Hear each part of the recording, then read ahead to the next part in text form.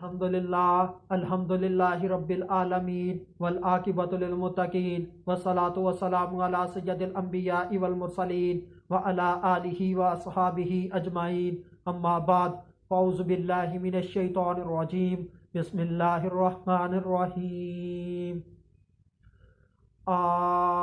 آمدکم بأنعام وبنین صدق اللہ العظیم ان اللہ وملائکتہ یصلون علی النبی یا ایہا الذین آمنوا صلوا علیہ وسلموا تسلیما اللہم صلی علی سیدنا و مولانا محمد وبارک وسلم وصلوا علیہ الصلاۃ والسلام علیک یا سید یا رسول اللہ الصلاۃ والسلام علیک یا سید یا حبیب اللہ الصلاۃ والسلام علیک یا سید یا محمد الرسول اللہ صلی اللہ علیہ وآلہ وسلم۔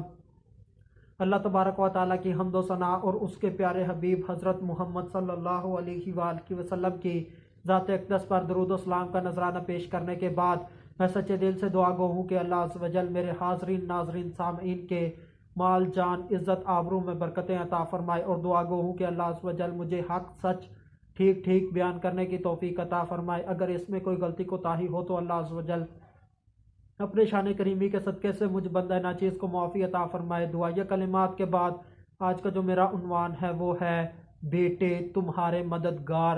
خطبہ کے اندر تلاوت کی گئی آیت کریمہ سورہ شعراء آیت نمبر 133 پارہ نمبر 19، تمہاری مدد کی چوپایوں اور بیٹوں سے۔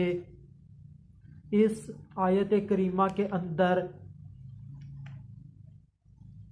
جو بیان ہوا وہ یہ کہ اور مدد کی تمہاری بیٹوں سے، بیٹا اللہ کی نعمت ہے، اور نعمت کے متعلق کل بروز قیامت بندے سے پوچھا جائے گا، سوال کیا جائے گا۔ اللہ تبارک و تعالی اپنے بندے سے اگر چاہے گا تو پوچھ سکتا ہے کہ بتا تو نے اس بچے کی، اپنے بیٹے کی حلال رزق کے ذریعے سے اس کی پرورش کی یا نہیں؟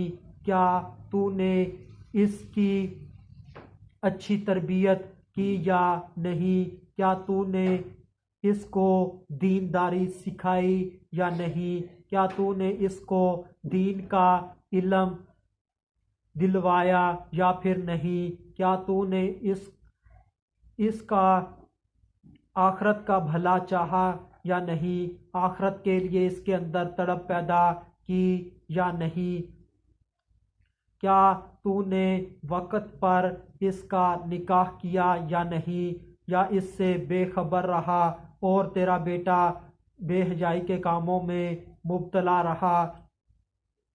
کیا اس کو برائیوں سے منع کیا یا نہیں؟ کیا اس کو نیکی کا حکم دیا یا پھر نہیں؟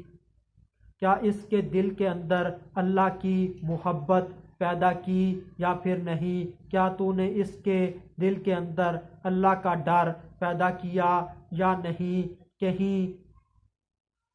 کیا تو نے اس کا بنیادی ترین حق وہ یہ کہ تو اس کے لیے نیک ماں کا انتخاب کرتا، تو نے ایسا کیا یا نہیں؟ علماء کرام فرماتے ہیں کہ اولاد کا سب سے پہلا حق یہ ہے کہ کوئی مرد اپنی اولاد کے لیے نیک عورت کا انتخاب کرے۔ کیا تو نے اس کے لیے کہیں ایسی عورت کا انتخاب تو نہیں کیا جس کو حدیث کے اندر گندگی پر اگنے والی گھاس سے تشبیہ دی گئی ہے؟ کیا تو نے اس کو اس کے بنیادی ترین حق یعنی کہ ماں کے دودھ سے محروم تو نہیں کر دیا تھا؟ کیا اس کی ماں گناہوں سے بچتی تھی جب یہ ماں کے پیٹ میں تھا؟ اس کی ماں نے کہیں بے حیائی دیکھ کر، بے حیائی سن کر، بے حیائی کے کام کر کے اس کو کہیں کمزور تو نہیں بنا دیا تھا؟ کہیں اس کی ماں کی پسند اللہ اور اس کے رسول کی پسند کے مخالف تو نہیں تھی، کہیں اور اس طرح کے اللہ تبارک و تعالی اپنے بندے سے اگر چاہے تو سوال کر سکتا ہے۔ اللہ بیٹے کے متعلق اس کے باپ سے بھی سوال کر سکتا ہے، تو اللہ تبارک و تعالی اپنے بندے سے پوچھ سکتا ہے کیا تو نے بچے کا جو کہ بنیادی ترین حق ہے، تو نے اس کو باپ کی محبت دی بھی یا نہیں، حقیقی معنوں میں اس سے محبت کی بھی یا نہیں، کیا اس کے دل میں صرف حصول دنیا تو نہیں بھر دی تھی، کیا اس کے جوان ہونے سے قبل اس کی جوانی کی حفاظت کے لیے اقدامات تو نے کیے تھے یا نہیں کیے تھے، یعنی کہ تو نے اس کے نکاح کے لیے کوشش کی تھی یا نہیں کی تھی۔ اللہ تبارک و تعالی مالک ہے، اللہ تبارک و تعالی اپنے بندے سے جو چاہے اپنی نعمت کے متعلق سوال کر سکتا ہے۔ اللہ تبارک و تعالی کو کون ہے جو پوچھے کہ یہ سوال کیوں کیا یا کیوں نہیں کیا؟ اللہ تبارک و تعالی حاکم ہے، آقا ہے، اپنے بندے سے جیسا سوال چاہے اللہ اپنے بندے سے اپنی نعمت کے متعلق کر سکتا ہے، کیونکہ قرآن مجید کے اندر ہے کہ کل بروز قیامت بندے سے نعمتوں کے متعلق پوچھا جائے گا، نعمتوں کے متعلق سوال کیا جائے گا۔ بیٹا اولاد کے لیے، بیٹا والدین کے لیے مددگار ہے، اور بیٹا والدین کے لیے بہت زیادہ مددگار بن جاتا ہے جب بیٹے کو اس کے تمام حقوق اس کی ضرورت سے قبل ہی مل جاتے ہیں، یعنی کہ جو دین اسلام نے بیٹے کے حقوق مقرر کیے ہیں، اگر وہ حقوق والدین وقت سے قبل ہی ادا کر دیں تو بیٹا ان کا بہت مددگار بن جاتا ہے۔ بیٹوں کے اوپر انسان فخر کرتے ہیں، اپنی طاقت کا اظہار کرتے ہیں، بیٹوں کے زیادہ ہونے پر انسان خوش ہوتا ہے، بیٹا والدین کے لیے مان ہوتا ہے،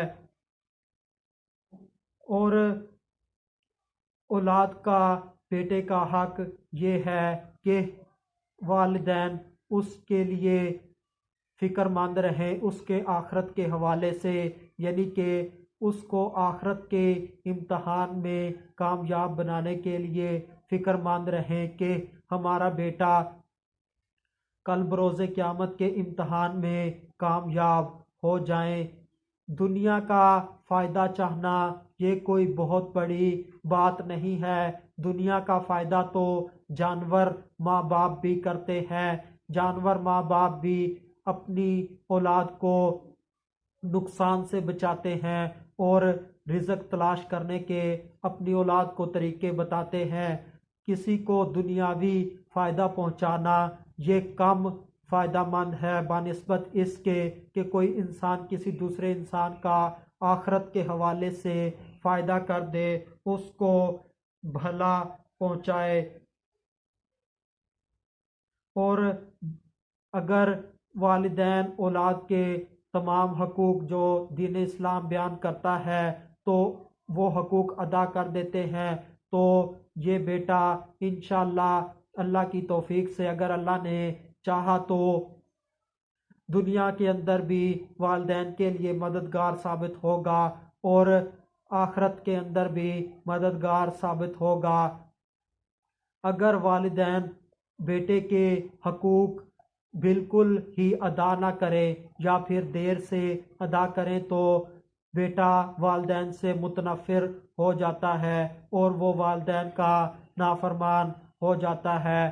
آخر میں اللہ تبارک و تعالیٰ سے دعا ہے کہ اللہ تبارک و تعالیٰ ہمیں اپنے بیٹوں کے متعلق فکر مند رہنے کی توفیق عطا فرمائے کہ وہ کل بروز قیامت حشر کے دن کامیاب ہو جائیں۔ وما علینا الا البلاغ المبین۔